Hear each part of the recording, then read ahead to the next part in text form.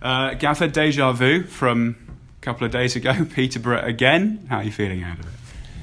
Yeah, okay. I think obviously we had a good day yesterday to look at the game back and go over a few things. It was a tough game. Obviously we knew Peterborough were the top side and thought for the first half of the game they were the better team, although we did get better slightly towards the end of the first half, and then second half we caused them a few problems. So yeah, we're expecting another tough one. They'll make a few changes, they'll strengthen their team, so yeah, it'll be another hard game.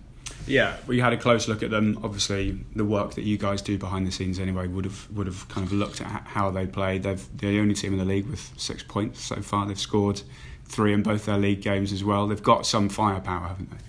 But yeah, got unbelievable firepower. Probably, you would say, the 2 best strikers in the league in Marriott and Clark Harris, and strength in depth. So, got to remember they were a championship team last season, come down, always do well in League One, score loads of goals. So, yeah, 6 points, and I think they've scored 6 goals in the 2 league games as well. So, yeah, we're under no illusions. It's a tough task, but as I said the other night, I thought we did okay, and we caused them problems, and probably should have got something from that game. And we're going to have to be at it again to get something from this one. It's still very, very early season, still in the first month of it. It's only our second game here. Is it a case of kind of you and the players still just getting up to speed with where we should be, do you think?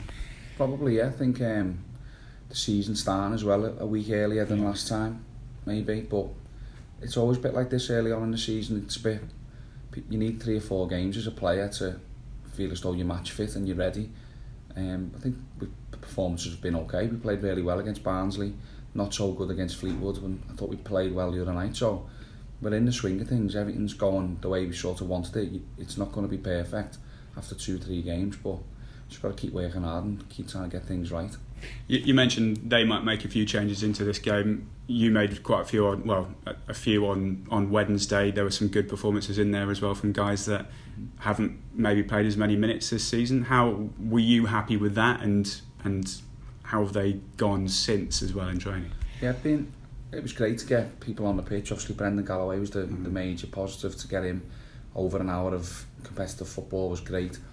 And then Nigel as well, thought he done brilliantly at centre back. So gives us a headache and a selection problem whenever we know he's capable. So that's good.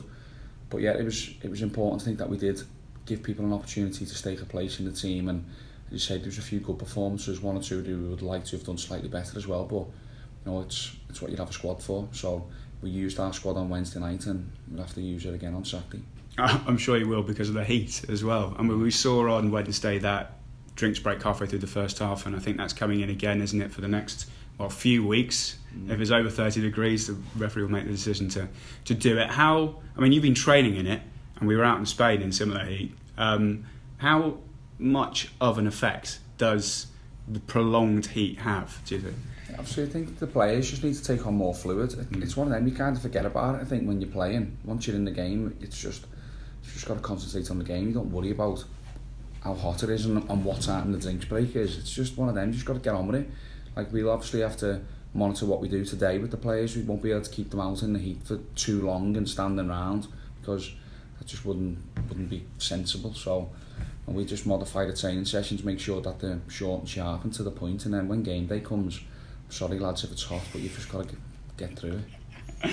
Absolutely. Just finally, it is a year to the day that we're talking since the tragedy that kind of hit in Plymouth, killing those, with five people losing their lives, and we had a game a couple of days after it a year ago. We've got a game at home again tomorrow, a year on. From your perspective, what do you sort of remember of it? How did that whole kind of couple of days sit with the squad? Because it affected everybody in the area, not just the city as well. Yeah, I remember it was being in shock. I think I remember getting a few text messages from people up north actually who'd seen it on the news that there'd been a terrible incident, and me then going on my phone and checking what had gone on. It was just, everyone was, as I say, just in shock. It was such a bad tragedy that happened, and something that just doesn't happen around here. So it was horrible. And I remember obviously we came in and we found out that we had a staff member that was, you know, affected. It was part of his family were killed, and it was horrible. So we had to all get round the member of staff and make sure we were there for him, make sure we supported them. And then the way that the community came together, the way the fans, you know, showed the respect. I think it was the Gillingham game, wasn't it?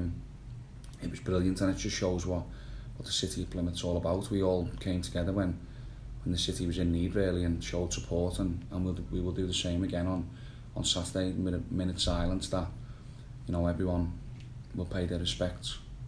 No, absolutely. We did us proud last time, and I'm sure we will again this time around. Gaffer, thank you very much. Cheers.